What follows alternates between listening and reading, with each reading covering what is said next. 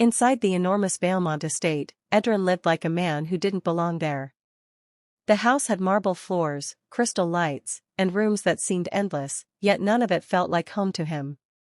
Every day he moved quietly through the hallways while others walked past him as if he were invisible.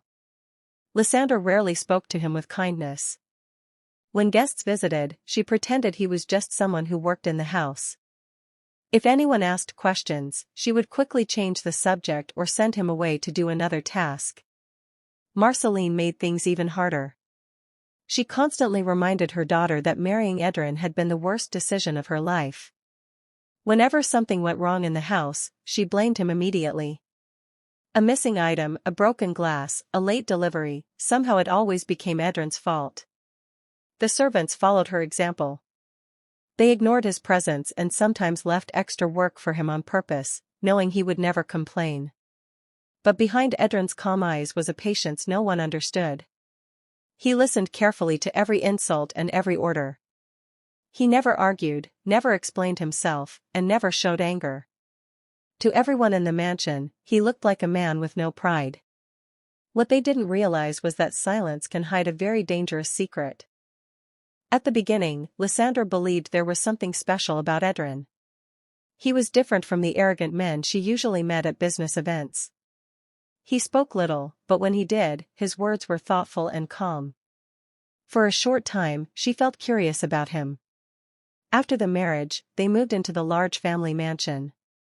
Life continued as usual around them, but the atmosphere slowly began to shift. Edrin never tried to show authority or claim any place in the family. Instead, he stayed quiet and kept a low presence in the house. Lysandra started to feel uncomfortable about the situation. When relatives visited, they asked questions about her husband. She struggled to explain who he really was. The lack of status around him began to bother her more than she expected.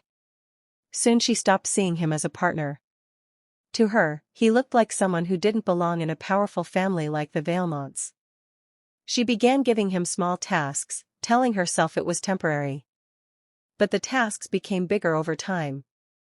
Days turned into months, and the distance between them grew wider. Instead of building a life together, Lysandra slowly pushed him into a corner of the house where he had no voice, no respect, and no place beside her. The mansion was always busy with people coming and going, but for Edrin the days felt long and heavy. From morning until late at night, he moved from one task to another without rest. If the garden needed cleaning, he was sent outside. If the kitchen was a mess, he was called inside again. Marceline watched everything closely. She often stood in the hallway with her arms crossed, checking whether the work was done properly. If she noticed even a small mistake, her voice echoed through the house with sharp criticism. Lysandra rarely stopped her. Sometimes she simply walked past while Edrin was working, acting as if nothing unusual was happening. Dinner time was the most uncomfortable moment of the day. The family sat at the long table while Edrin stayed near the kitchen area, waiting in case someone demanded something else. The servants whispered and joked behind his back. They treated him like someone who had no value in the house. Still, Edrin remained calm. His face showed little emotion, but his eyes missed nothing. He paid attention to every conversation and every decision happening inside the mansion. While others believed he had accepted his place, he was quietly learning more about the people around him with each passing day. Alaric Valemont had spent his life building the family empire, and age had finally made him weak. Most days he stayed in his quiet room at the end of the long hallway, watching the house through thoughtful eyes. Even when he spoke little, he noticed everything happening around him. Whenever Edrin passed by his room, Alaric greeted him with calm respect. Sometimes he invited him inside for tea. They spoke quietly for a few minutes, discussing simple things about life and business. Those short conversations were the only peaceful moments Edrin had in the mansion. Lysandra never understood why her grandfather treated him that way. To her, it felt unnecessary. She believed Alaric was only being polite. As the old man's health grew worse, the atmosphere in the house slowly changed. People began thinking about inheritance, power, and control of the company. One evening, after speaking with Lysandra, Alaric watched her leave the room with a heavy heart. He realized she had already made up her mind about her husband. When Alaric passed away not long after, the house fell into a quiet mourning. But behind the silence, something important had disappeared. The only voice that had ever stood between Edren and the cruelty of the family was now gone forever. Time moved slowly in the Valemont mansion, and the distance between Edren and the family continued to grow. He no longer expected kindness from anyone in the house. Instead, he focused on finishing whatever work was placed in front of him without complaint. When arguments happened, Lysandra's anger often filled the entire hallway. Her words were sharp and humiliating, meant to remind him that he had no real place in her life. Edren listened quietly and then returned to his tasks as if nothing had happened. Marceline treated him the same way. She spoke about him openly in front of relatives, calling him a burden on the family name. Guests sometimes looked surprised to see how calmly he accepted such treatment. During the day he moved through the mansion with patience, but his mind was always active. He paid attention to the family's business conversations and the constant struggles inside their company. Late at night, when the house finally became silent, Edren often stepped outside for hours. The guards occasionally noticed him leaving but never asked questions. When morning arrived, he was always back inside the mansion, already working again. To everyone else, he looked like a man who had accepted defeat. But inside his mind, something important was slowly taking shape. The dining hall was bright with expensive lights and decorated with long tables full of elegant dishes. Important business partners had arrived from different cities, and the atmosphere was full of confident conversations about money and future deals. Edren moved quietly between the guests, carefully placing glasses on the table and refilling drinks when someone lifted a hand. His movements were calm and steady, but many people in the room looked at him with curiosity. Some of the visitors whispered to each other, clearly confused about why a man like him was working among the servants in such a wealthy house. Lysandra stayed near the center of the room, smiling politely as she spoke with investors.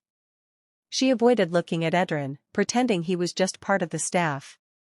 At one moment, a guest deliberately handed his empty glass to Edren with a mocking smile, as if testing whether he would react. Edren accepted it quietly and continued his work without showing any emotion. But while the laughter and conversation filled the hall, a silent realization settled inside him. For years he had watched everything patiently. Now he understood clearly that nothing inside this house would ever change. The morning felt unusually quiet after the tension of the previous night. Sunlight entered through the tall windows of the living room while the family gathered there with serious expressions. Lysandra stood confidently near the table, waiting for Edren to finish reading the documents. Her face showed no hesitation, only cold determination. Edren carefully placed the papers back on the table after signing them. His calm behavior confused everyone in the room. Most people expected him to argue or beg for another chance. Instead, he simply looked around the house for a moment, as if observing the place for the last time. Marceline folded her arms with satisfaction, clearly relieved that the situation had finally ended. A few relatives exchanged quiet smiles, believing the family had corrected a long-standing embarrassment. Edren then walked toward the door with slow, steady steps. No one tried to stop him, and no one asked where he planned to go. Outside, the large gates of the mansion opened and closed behind him. Inside the house, the mood quickly turned lighter. Conversations about business and future plans started again. For the Valemont family, it felt like they had removed a problem from their lives. But none of them realized that the story between them and Edren had only just begun. The news spread through the Valemont company like a storm. Employees rushed through the offices, whispering about the sudden change in ownership. Financial reports arrived one after another, confirming that the company was no longer under the family's full control. Marceline immediately called an emergency meeting with the board members. Everyone looked tense as they tried to understand how such a powerful corporation had managed to move so quickly. Lysandra sat quietly at the long conference table, listening to the worried discussions around her. For the first time in years, she felt uncertainty about the future of the family business. When the meeting finally began, several executives entered the room along with representatives from the new corporation. Their presence alone made it clear that something significant had happened. Then the final person walked in. The room became completely silent. Lysandra felt a sudden chill as she recognized the familiar calm expression on his face. He looked different now, confident, composed, and completely in control of the situation. The executives greeted him respectfully before taking their seats. In that moment, the reality became impossible to ignore. The quiet man who had once worked silently inside the Valemont mansion was now the one holding authority over their entire company. Questions filled the boardroom, but no one spoke at first. Executives exchanged glances, realizing the man at the head of the table was unlike anyone they had ever met. He carried himself with authority, and every decision he made was precise and commanding. Slowly, the truth began to surface. Edren Vale had not been poor, nor had he been ordinary.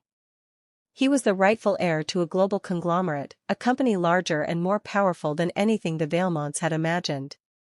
Alaric Valemont had known this all along. That was why he had trusted Edren, giving him a chance that no one else would have considered. But Edren had stayed silent, quietly observing, enduring every insult, every humiliation, and every act of cruelty. Years of being treated as nothing had not broken him. Instead, it had taught him patience and the value of understanding the true nature of people around him. Lysandra opened her mouth to speak, but no words came. She had once controlled him completely, ordering him to clean, cook, and serve. Now the reality hit her: he controlled not only their company but also their entire future. The servant she had dismissed was now the master of everything she had once taken for granted. Months passed after the takeover, and the Valemont family struggled to regain control. The company that had once symbolized their pride and power now operated under Edren's rules. Every decision reflected his principles: fairness, intelligence, and respect for those who had been overlooked. Lysandra finally approached him privately, her voice trembling. "Why did you stay so long in that house? Why endure all the humiliation?" Edren looked at her steadily, his calm presence almost overwhelming. "I believed kindness might exist in this house," he said quietly. "I wanted to see if respect and decency could survive here."